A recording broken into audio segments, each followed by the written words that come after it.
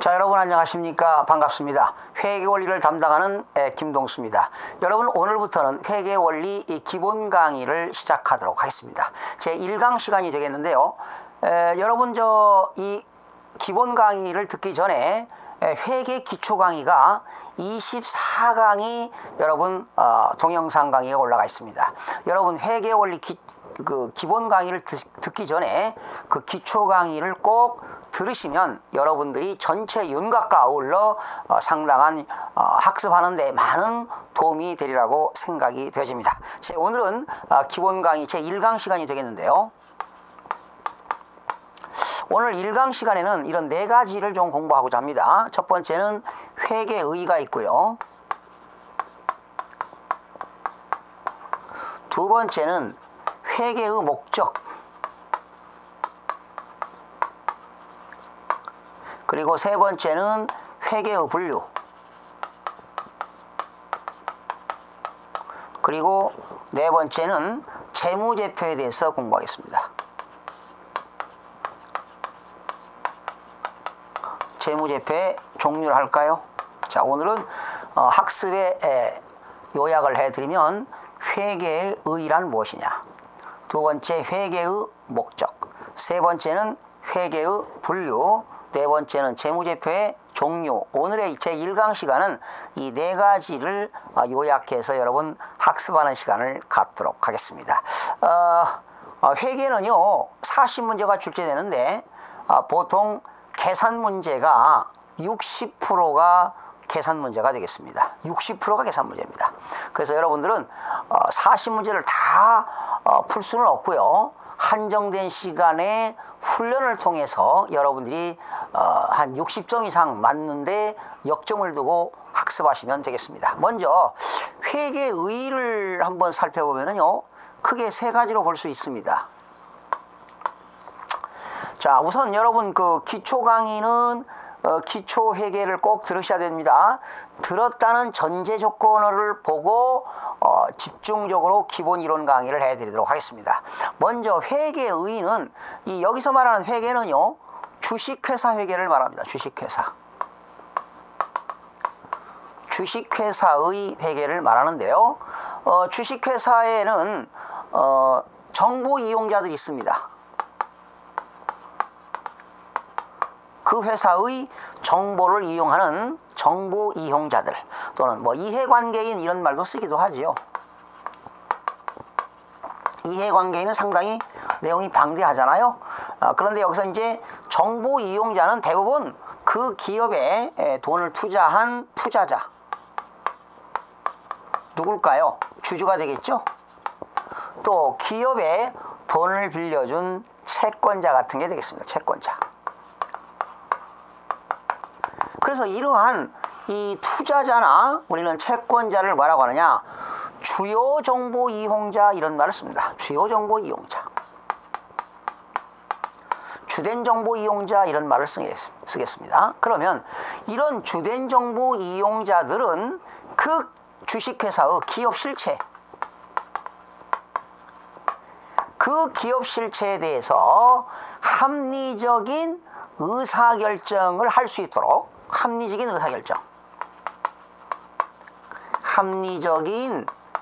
의사결정을 할 수 있도록 유용한 정보를 제공한다. 이것이 바로 회계의 의의가 되겠습니다. 다시요. 이해관계자들은 그 기업 실체에 대해서 합리적인 의사결정, 소위 rational decision making이라고 하는 합리적인 의사결정을 해서 유용한 정보를 제공한다. 그러니까 그 기업의 주된 정보 이용자들이 그 주식회사에 돈을 투자할 거냐 말 거냐, 주식을 살 거냐 말 거냐 하는 겁니다. 또는 기업에 돈을 빌려줄 거냐 말 거냐. 그러면 여러분, 이러한 투자자들은 주주들은 뭘 받게 됩니까? 주주들은 배당을 받겠죠. 주주들은 배당을 받게 되고, 채권자들은 돈을 빌려주게 되면 뭘 받게 됩니까? 이자를 받게 됩니다. 이자. 그러니까 주된 정보 이용자들은 배당을 받게 되고 이자를 받게 되는데 그러한 기업에 과연 주식을 투자할 거냐, 돈을 금전대차를 할 거냐, 이러한 객관적이고 합리적인 의사결정을 해서 그런 투자자들에게 유용한 정보를 제공하는 것이다. 그러니까 요즘은 지식정보화 시대이기 때문에 바로 정보 제공입니다. 그런 인포메이션이죠. 합리적인 의사결정을 할 수 있도록 유용한 정보를 제공하는 것이 바로 회계의 의의가 된다. 이렇게 보시면 되겠습니다. 아시겠죠? 그러면 그림을 잠깐 보실까요? 여러분, 여기 주식회사가 있습니다. 우리나라의 한 주식회사는요, 한 2만 개의 기업이 됩니다. 그런데 52만 개의 기업 중에 제조업이 차지하는 기업이 한 12만 개 되고요. 나머지는 40만 개는 제조업 이외의 법인들이 있습니다. 그러면 52만 개의 이런 주식회사들이 말이죠. 회사를 운영할 거 아니겠습니까? 그런데 여기에 주된 정보 이용자는 누가 있느냐? 방금 설명드린 대로 누가 있다고요? 주주가 있습니다. 주주. 그리고 돈을 빌려주는 채권자. 그러면 이 주주들은 주식을 투자해서 뭘 받게 되죠? 배당금 받게 되겠죠. 채권자들은 뭘 받습니까? 이자를 받게 되는 겁니다. 그래서 이 주식회사의 CEO, 최고 경영자가 회사를 운영할 거 아니겠습니까? 운영해서 1년 동안 어떻게 장사를 해서 매출 총익은 얼마고, 또 영업이익은 얼마고, 회사에서 벌어가지고 국가에 내는 법인세는 얼마고, 그래서 법인세를 차감한 후에 당기순이익 얼마 생겼는가, 또 우리 그 주식회사의 총 자산은 얼마이고, 총 부채는 얼마이고, 자본, 순자산은 얼마인가, 이러한 1년 동안의 성적표를 작성합니다. 즉 보고서를 작성한다는 거지요. 여기서 말하는 보고서라고 하는 것은 이 CEO, 경영자가 1년 동안 영업을 해서 이런 성적표입니다. 성적표를 작성해 가지고 이러한 주된 정보 이용자들에게 뭡니까? 성적표를 보고하겠죠. 이러한 성적표를 보고하는 걸 우리는 전문용어로 뭐라고 하냐? 재무제표라고 한다. 이런 말씀입니다. 재무제표. 결과적으로 재무제표 작성은 누가 하는 거냐? 최고 경영자가 하게 되는 겁니다. 그리고 결과적으로 이 최고 경영자는 1차적인 책임이 있습니다. 이 재무제표 작성한 1차적인 책임을 지는 것은 경영자가 하는 겁니다. 1차적인 책임, 이것도 시험에 나왔는데요. 1차적인 책임은 누가 지고 있느냐? 경영자가 진다는 겁니다.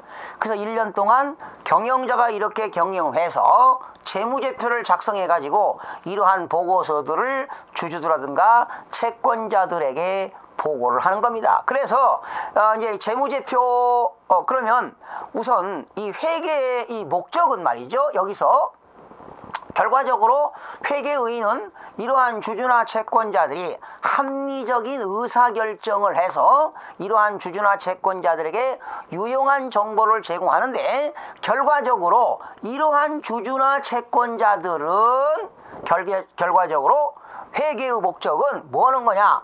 경제적 자원의 배분을 어떻게 할 거냐? 이 주주라든가 바로 채권자들이 뭘 하는 거냐? 경제적 자원, 즉 자산을 가지고 있는 것을 어떻게 배분할 거냐, 이런 겁니다. 경제적 자원. 이 경제적 자원은 넓은 의미로 자산을 말합니다. 자산, 에셋, 자산을 말하는 건데, 이러한 주주나 채권자들이 경제적 자원을 어떻게 배분할 거냐, 배분해서 합리적인 의사결정하는 것이 바로 역시 회계의 목적이 됩니다. 그러니까 방금 다시 한번 정리하면, 회계의는 정보 이용자들이 기업 실체에 대해서 합리적인 의사결정을 통해 가지고 정보를 합리적인 의사결정을 할 수 있도록 정보를 제공하는 것이 회계의 의의라면, 회계의 목적은 이러한 투자자나 채권자들이 경제적 자원을 어떻게 배분할 거냐, 그래서 어떻게 배분해서 의사를 결정하는 것이 바로 목적이 되겠습니다. 그러면 회계의 분류에는 두 가지가 있는데요. 재무회계가 있고요, 관리회계가 있습니다. 재무회계가 있고 관리회계가 있는데, 바로 이 재무회계는 한마디로 얘기해서 외부정보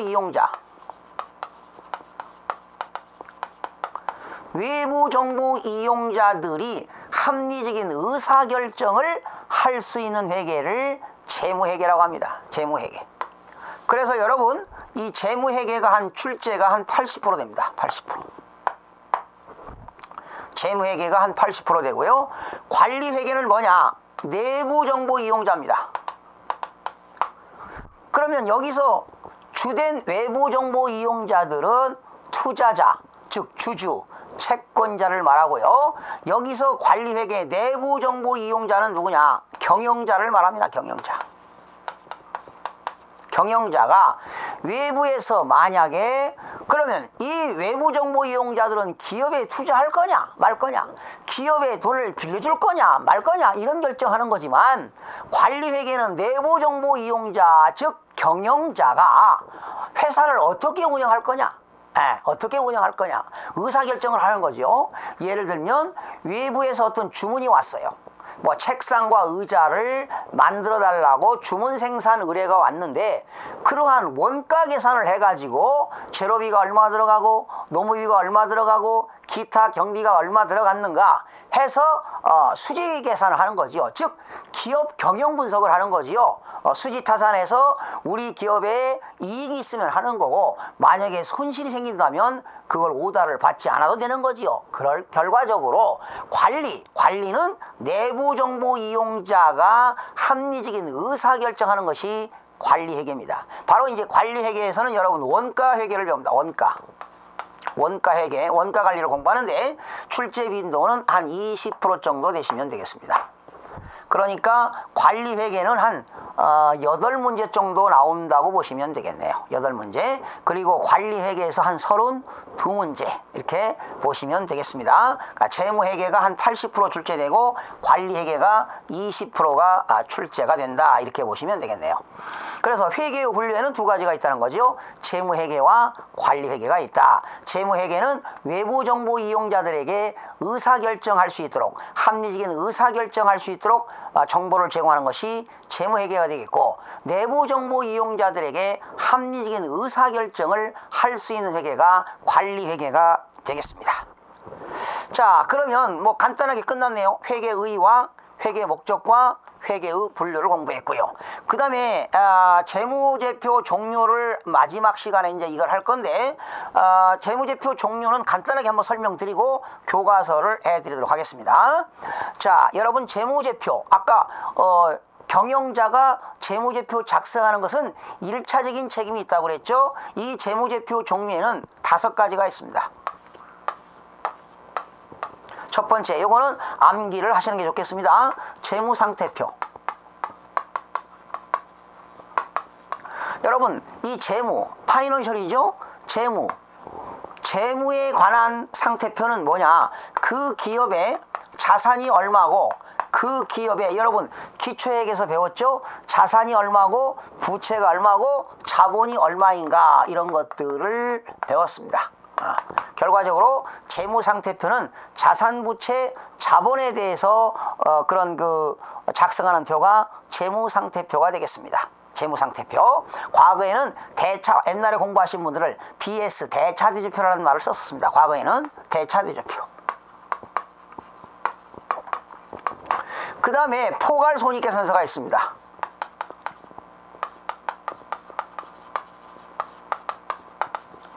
포괄손익계산서. 과거에는 그냥 손익계산서였는데 지금은 포괄손익계산서인데요.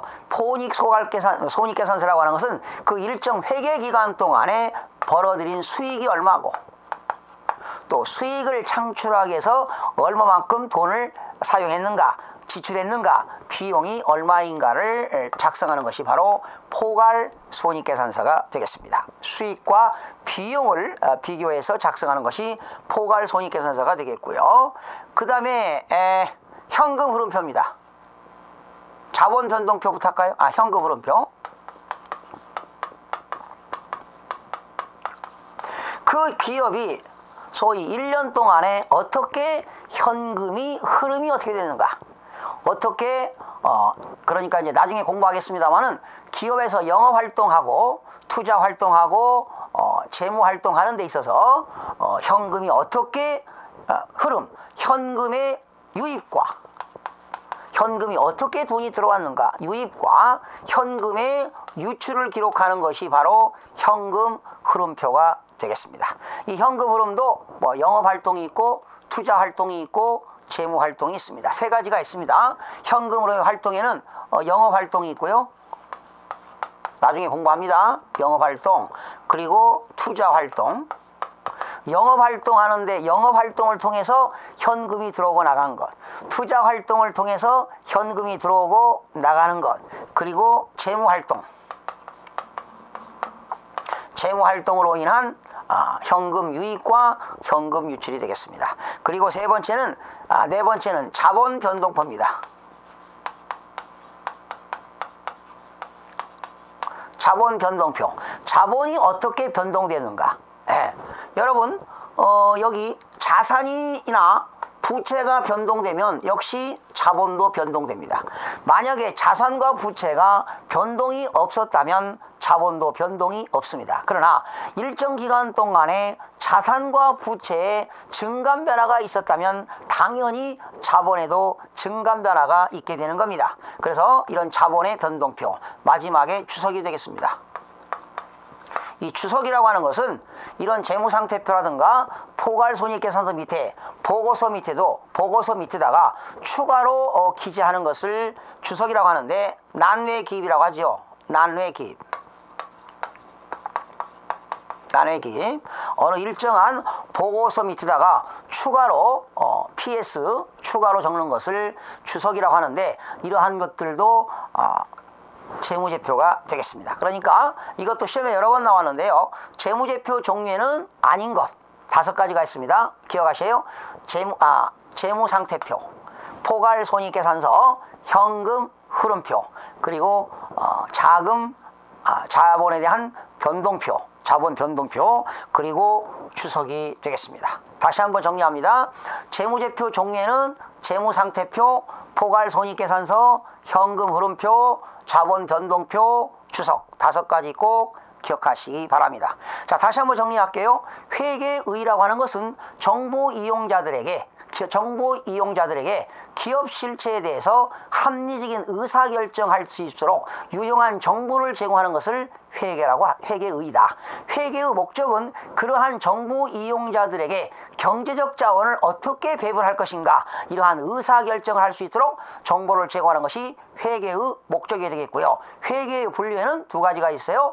재무회계와 관리회계가 있다. 재무회계는 외부 정보 이용자들에게 합리적인 의사결정할 수 있도록 정보를 제공하는 회계가 재무회계가 되겠고, 관리회계는 내부 정보 이용자, 즉 경영자가 합리적인 의사결정을 할 수 있도록 하는 회계가 관리회계가 되겠습니다. 그리고 재무제표 종류는 5가지가 있습니다. 재무상태표, 포괄손익계산서, 현금 흐름표, 그리고 자본 변동표, 추석 5가지. 제가 오늘 1교시에 한 내용들이 키워드가 되겠는데요. 여러분 교재 8쪽을 보시면, 교재 8쪽을 보시세요. 8쪽. 가급적이면 교재 읽어보는 것도 중요하고요. 그러나 동영상 강의를 한 번 듣는 것보다 2번, 3번 듣는 것이 효율적이 되겠고요. 처음 강의를 들으실 때는 속도를 1.2배 속도로 들으시면 되겠고요. 나중에 2번, 3번 들을 때는 한 2배수 아니면 1.8배수로 해서 스피드하게 여러분 강의를 들으시면 상당한 효율적으로 학습할 수 있으리라고 생각이 되어집니다.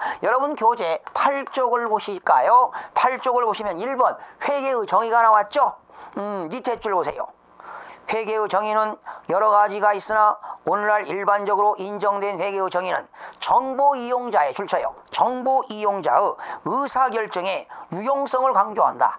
정보 이용자들에게 합리적인 의사결정할 수 있도록 유용한 정보, 인포메이션, 유용한 정보를 제공하는 것이다. 두 번째, 회계의 목적 나왔죠? 넷째 줄, 경제적 자원의 배분이다 나와 있습니다. 줄 주세요. 경제적 자원을 배분한다.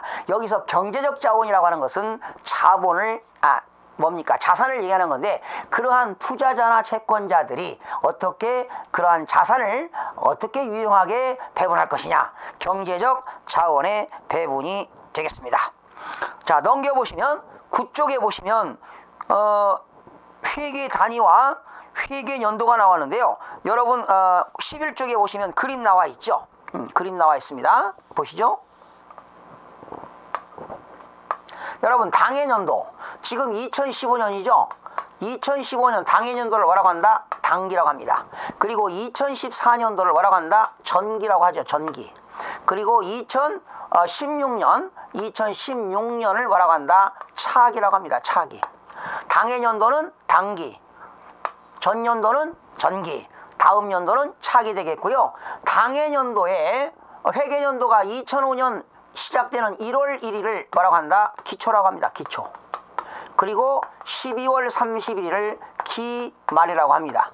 회계년도 초 기초, 회계년도 말 기말이 되겠습니다. 또 당해년도 6개월 기간을 통해서 요거를 상반기라고 하고요. 요거를 하반기라고 합니다. 상반기, 하반기. 보통 상법에서는 우리나라 회계년도는 1년을 초과할 수가 없습니다. 1년을 초과할 수 없으니까 뭐 1년이 될 수도 있고요. 회계 기간이 또는 6개월이 될 수도 있습니다. 상반기, 하반기. 또 이런 분기별로도 할 수 있죠. 1사분기, 2사분기, 3사분기, 4사분기. 1사분기는 1월 1일부터 3월 30일, 2사분기는 4월 1일부터 6월 30일, 뭐 이렇게도 하기도 합니다. 그래서 1월 1일을 뭐라고 한다고요? 기초라고 하고 12월 31일을 기말이라고 한다. 이런 것도 나와 있고요. 넘겨보시면 11쪽에 보시면 과거 회계 기준과 IFRS입니다. 국제 회계 기준이죠. 과거의 회계 기준은요, 규칙을 중심했습니다. 그러나 국제 회계 기준에서는 규칙이 아니라 원칙, 프린시플, 원칙을 중심으로 하고 있다. 그러나 과거의 회계 기준에서는요, 자산 부채를 어떻게 하느냐? 취득 원가로 평가합니다. 사원 금액이죠. 취득 원가로 평가하는데 IFRS 국제회계 기준에서는 뭘로 평가하느냐? 공정가치로 평가합니다. 자산과 부채를 뭘로 평가한다고요? 공정가치로 평가한다. 그리고 과거의 회계 기준에서는 개별 재무제표를 중심으로 합니다. 개별 재무제표. 각각 개별적으로 재무제표를 중심으로 하는데 IFRS에서는 연결 재무제표를 중심으로 한다. 거기서 연결 재무제표라고 하는 건 뭐냐? 지배회사. 지배회사가 있고요. 지배를 당한 회사를 뭐라고 한다? 종속회사라고 합니다. 이러한 지배회사와 종속회사의 재무제표를 서로 합한 겁니다. 결과적으로 지배하는 회사와 지배를 당하는 종속회사의 재무제표를 합친 것을 연결재무제표라고 합니다. 그래서 IFRS 국제회계기준에서는 연결재무제표를 중심으로 한다. 여섯 번째, 회계의 분류가 나왔는데요. 재무회계가 나와 있고 관리회계가 나와 있습니다. 자, 넘겨보시면 아직 시험에는 안 나왔어요. 12쪽에 보시면 재무회계와 관리회계의 비교가 나와 있죠. 아직은 시험에 안 나왔는데 보실까요? 재무회계의 목적은 뭐라고 그랬습니까? 외부 정보 이용자들에게 유용한 정보를 제공하는 외부 보고 목적의 회계가 되겠고요. 관리회계는 내부 정보 이용자들에게 유용한 정보를 제공하는 내부 보고 목적의 회계가 되겠습니다. 보고수단입니다. 재무회계는요, 재무제표를 작성합니다. 그러나 관리회계는 재무제표를 작성하지 않고 특수 목적 보고서, 예를 들면 뭐 제조원가 명세서 같은 거 되겠습니다. 하나 쓸까요? 나중에 공부하는데 특수 목적 보고서, 거기에는 쓰세요. 제조원가 명세서. 제조 원가, 제품을 제조하는데 재료비가 얼마 들어가고 노무비가 얼마 들어가고 경비가 얼마 들어가는 제조원가 보고서라는 특수목적 보고서를 작성하게 됩니다. 관점은 어떻게 될까? 재무회계는요 과거 지난 과거지향적입니다. 그러니까 2015년 1월 1일부터 2015년 12월 30일까지 회계기간 1년 동안 영업을 해서 경영성적을 작성하는 거니까 과거지향적 관점이 되겠고요. 관리회계는 미래지향적이 되겠습니다. 미래지향적. 정보 이용자, 경영자가 외부로부터 주문받은 것을 주문 생산을 할 거냐 말 거냐 하는 거니까 미래지향적 관점이 되겠고요. 정보 내용에서는 재무회계는 대부분 화폐적 정보가 되겠습니다. 그러나 관리회계는 화폐적 정보뿐만 아니라 비화폐적 정보를 제공하게 되는 겁니다. 그리고 원칙은 재무회계는요 일반적으로 인정된 회계 원칙이 일정한 원리 원칙이 있습니다. 재무회계는 일정한 원리 원칙이 있지만 관리회계는 일정한 원리 원칙이 없다라는 것 참고로 알아두시면 되겠고요. 여러분 13쪽에 보시게 되면 8번에 경영자가 나오죠. 여러분 경영자가 중요한 건 뭡니까? 경영자가 재무제표를 작성하는데 재무제표 작성과 표시에 관한 뭐가 있다? 1차적 책임이 있다. 그거 별표 찾으십니다. 경영자는 재무제표 작성과 보고에 1차적인 책임이 있다. 첫 번째 책임이 있다. 이런 것들이 시험에 출제된 바 있고요. 재무제표에 관련된 거 넘겨보세요. 14쪽에 보니까 재무제표 분류에는 5가지가 있습니다. 재무상태표, 포괄손익계산서, 자본변동표, 현금흐름표, 주석 이렇게 5가지가 있는데 일단은 여러분들이 앞으로 다음 시간부터는 재무제표 중에서 재무제표 중에서 재무상태를 공부할 겁니다. 자산부채 자본을 공부할 건데 다음 2강 시간에는 그게 바로 재무상태표. 그 다음 시간에는 포괄손익계산서. 그래서 여러분들은 지금 이 재무제표 성적표에는 5가지가 있다. 그냥 우선 제목만 기억하세요. 재무상태표, 포괄손익계산서, 자본변동표, 현금흐름표, 주석. 뭐 시간 되시면 한번 읽어보시면 되겠고요. 재무제표의 주된 5가지만 암기하시기 바랍니다.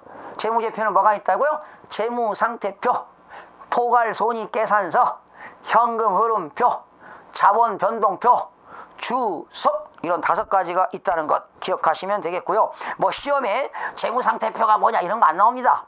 시험에 다음 중 재무제표에 해당하지 않는 것 이렇게 해서 2번 시험에 출제가 됐기 때문에 기본적으로 알아두시면 되겠습니다. 그래서 오늘 1강 시간에는 키워드는 회계의의가 뭐냐, 회계의 목적, 회계의 분류, 재무제표 종류 4가지가 키워드가 된 거라고 생각하시면 되겠습니다. 다시 한번 정리합니다. 회계의의는 정보 이용자가 기업 실체에 대해서 합리적인 의사결정할 수 있도록 유용한 정보를 제공하는 것이다.